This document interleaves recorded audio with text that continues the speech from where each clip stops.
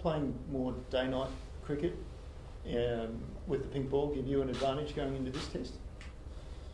I know it's great entertainment. I know it's great for Test cricket, full stop. We've played a few games, boys have played a bit domestically, but time will tell. We'll know at the end of the Test match whether it's given us an advantage or not, basically. But we love to play it. I think the public loves to see it, and from the big picture point of view, I think it's a great thing, day-night Test cricket. After such a stellar first test, will you look at making any changes for the second? Probably not. I think that the boys all played well. They've had a day off, having finished in 4 days, so we haven't had a look at the wicket yet. We'll make sure they get through training today, but my gut feeling is we'll probably go the same 11. JL, in terms of day-night and pink ball cricket, generally speaking, you usually have one or two shielding rounds before a test match if it is played with pink ball, but this year you don't. Is that an issue, do you think, or given Australia's played so much day-night cricket, playing more than any other countries, it sort of not matter as much now? We played that Australia A game. A few of the boys played in that. It's always nice. I mean, when I was coaching Western Australia, it was always nice to play day-night shield games as well. But scheduling such a complex issue, we see that in so many ways, internationally and domestically. I'm sure if we could have fit one in, we would have somewhere. But it is what it is, and we'll just get on with it. We've played a bit of cricket. The one thing about the modern day cricketer, they've got to adapt to a red ball, a pink ball, a white ball. They've got to adapt to Test cricket, 4-day cricket, 1-day cricket, T20 cricket. So the best players are able to do that, and the best teams are able to do that. So pink ball cricket's obviously still relatively new. Do you ever foresee in the future, in the same way that the Australian Test team and the Australian one-day team are quite different, that you would have a clear delineation between Australia's red ball team and pink ball team? Do you ever see that? I don't think so. I'd be surprised. I think that, again, it's just adjusting. It's all the only difference is a different colour, and the best players adapt to it. I can't see that happening. This time last week, Justin, the U2 concert had just wrapped up. A lot of the Adelaide. Wish I was there.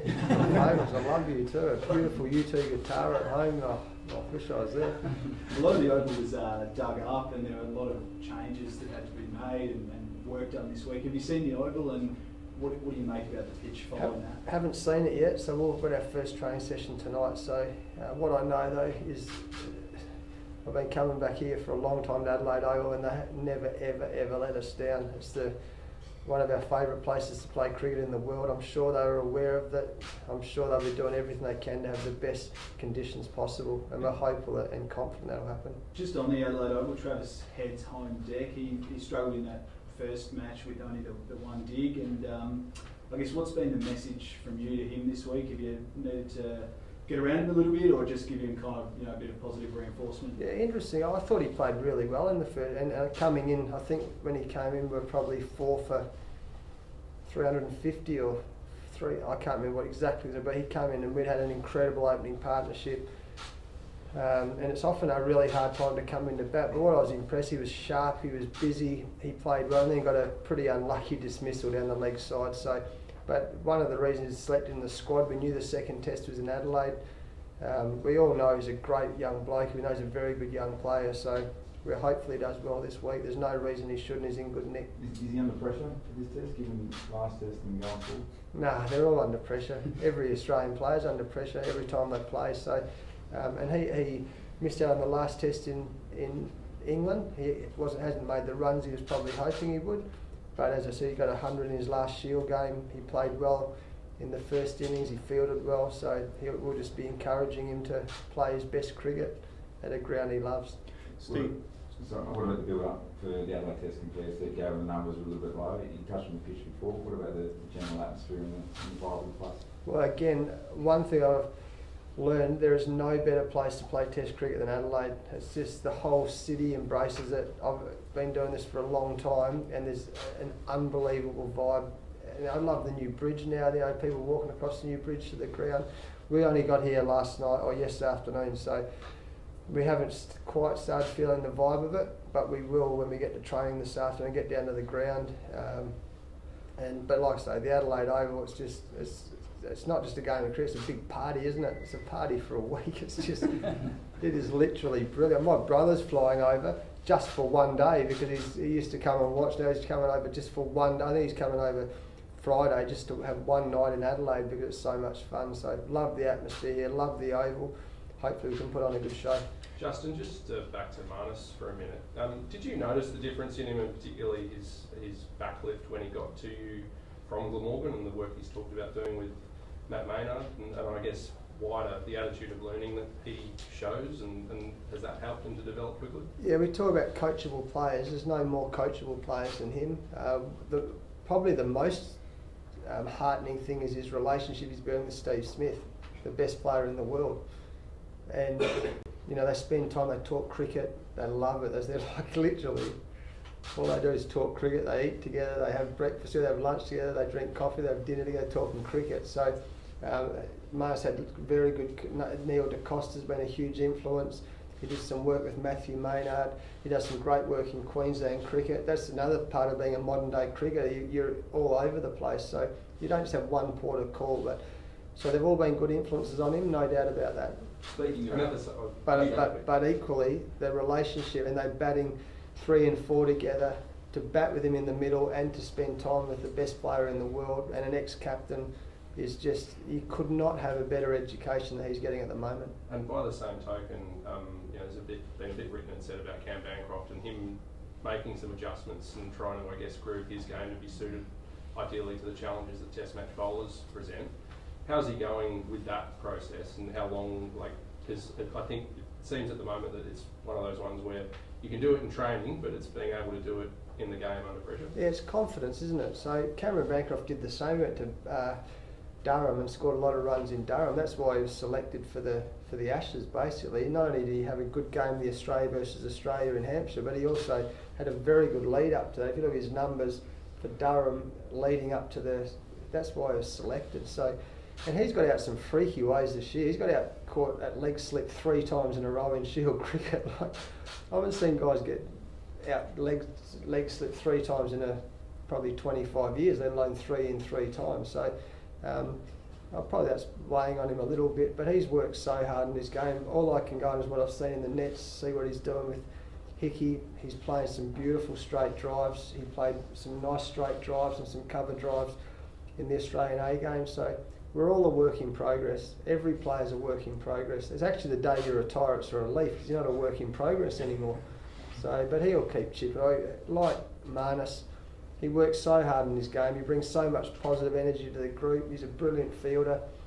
That's why he's in the squad. Justin, today being Phillips' anniversary, is it something that you'll address with the players today or before the game? And is it something that comes up, as the year goes on? Is it something that you talk about? We after the T20 game here, because there's a beautiful picture of Hughesy in the change room. So we all, after we had our debrief, we toasted absent friends, and we do every time we walk into the change room. And I'm sure we'll talk about that today when we get to Adelaide Oval. How lucky we are, to be playing cricket, representing our country, being in Adelaide, being at the Adelaide Oval. They're always nice reminders, and I'm sure that's what Hughesy would like too. He's smiling down somewhere and going, just remember, you got it pretty good, you boys. So if it ever feels a bit hard, or you don't want to be like a blue-collar test cricketer, then he might just give us a little reminder. So yeah, time flies, there's no doubt about that. Still remember one of the worst days of our life, and we'll toast absent friends today, I'm sure. Just going back to Steve Smith, how wise or unwise might Yasir Shah send off to the Caliban, do you think? Time will tell. Time will tell. Is that the sort of thing that you think will motivate him? Not that he's typically needs much motivation. No, he won't need much motivation. He didn't get in there. Probably the best thing, I think we got 580. I'm not sure there's a secret or not, but I'll give it to you anyway to give you something to talk about. But Nathan Lyon, when we sang our team song, it was a tribute to Steve Smith, because I think it was the first time in history he was the lowest scorer for Australia. So we tipped beer over him, and we thought it was a great laugh. So the wonderful thing is he is a very competitive young man, like all the great players, competitive beasts. Probably wasn't, a bit like Travis Head, probably wasn't the most ideal time for him to go in, actually, when the boys had set up such a foundation. He's been Mr. Fix-It for a long time for us. Puts a smile on my face, and I wonder if he's got a little bit more fire in his belly, if that's possible. that's good for the Australian cricket team. Was the hotel far enough away from the Gabba? The hotel. He ran home. Oh, did he? Yeah. Well, yeah, you know, we've got to keep him on his toes, you know. Obviously, we need to get the whip out if he's not making runs. But he can do whatever he wants. He's that good a player. If he runs home, walks home, crawls home, he can do whatever he wants as long as he keeps playing like he's playing. He made some comments yesterday about you have to make the adjustments for the pink ball and you have to be more strategically aware both fielding but when you're batting as well. Obviously, is that something that you spend time with both batting group and fielding and bowling group? Absolutely. It's not just the pink ball, it's the very different playing at the Gabba as it is to playing at the Adelaide Oval. The Gabba's so true, even bounce, you can play cuts and pulls easily. Here you probably don't drive as much, you've got to adjust your lengths here as the bowling group. But that's the sort of stuff that we do, that's all our preparation. We pride ourselves on being the best prepared team in the world, and that doesn't just happen in the nets and leading up to it. It's we've got amazing data that we get now, so we know exactly the lengths we want to be hitting. We know how most dismissals occur here at the Adelaide Oval, so he's the best problem solver in the world. We've got to make sure we are the best problem solvers in the world, and all our players, if they want to be great like Steve Smith, they become great problem solvers. Does the changing conditions and the variability of it make Pakistan even more dangerous coming into this? Well, regardless of that, we saw enough in the first test to make me as the coach nervous. They've got some gun players. They've got. I imagine Mohammad Abbas will probably come back into the team. They've got a lot of talent, and we're going to have to be on our toes. We're going to have to play well. We played very well first test. I've been public about saying we get better at winning after we've won. So we've given ourselves an opportunity to improve that by winning the first test. We're going to have to be on our toes. Shane, just looking at the other side of the fence in Pakistan, look at a guy like Babar Azam. Are you surprised to think that was only his second test century, what you saw on Sunday? No, it takes time. I actually, to answer your question straight, yes, I am, because I think he's such a good player. We saw him during the World Cup. We've seen him before. He is a gun player, and then to score his 100 the other day, great respect for him. I think he's one of the guys we have to be on our toes with, because he can take the game away like that. So probably a little bit surprised, but again, he's only young still. He's so young, and let's just hope he doesn't get one in this second test match. Damien Hoff said he expects some spin hopefully throughout the 5 days. You're hoping that Nathan Lyon can crack in and take some wickets? Yeah, well, but they've got Yasir Shah, so he's a world-class bowler as well. That's why we love Test cricket. You've got Nathan Lyon and got some great fast bowling. We've got a great fast bowling attack. They've got some real talent in their fast bowling. Got some spin options. That's why we love Adelaide Oval. That's why we love Test cricket. Justin, you spoke about the fast bowlers. Like, so that you look at Mitchell Starc or Josh Hazelwood. Like, the skills are more obvious to see than Pat Cummins. So, sitting from the outside, what do you think makes him such a great bowler? Who, Pat Cummins? Yeah. Oh. Well, what makes Steve Smith such a great batsman? You know, it's the same sort of question. I mean, he's got great durability. He's got great skill. He's got speed. He's got the areas he hit are unbelievable. It's relentless. I can't imagine batting against him. He can bowl with a new ball. He can bowl with an old ball. He finds ways of getting wickets when others can't. He is a great bowler. That's why he's the #1 bowler in the world at the moment. He, like Steve Smith, puts a smile on your face when you know you've got him in your team, and you've got Nathan Lyon in your team. You know, we've got David Warner, what an innings he played the first innings. We've got kids like Marnus Labuschagne playing like they are. We've got Matthew Wade, the resurgent Matthew Wade, who's just bat his feet. You know, the thing I love about him, he went away, he got so many runs, he belted the door down. We talked about it publicly for a year, we got criticised for it. He's come back in and, you know, his feet are moving brilliantly. He got a great 100 in the last test. He played brilliantly here. His energy in the field. So, you know, we've got a really good cricket team. We've got a great bunch of young blokes, very talented. So we stay focused. We're going to win a lot of games of cricket. A couple more guys, if there are a couple more. Good. Thanks, guys. Thank you. Thank you. Meeting adjourned.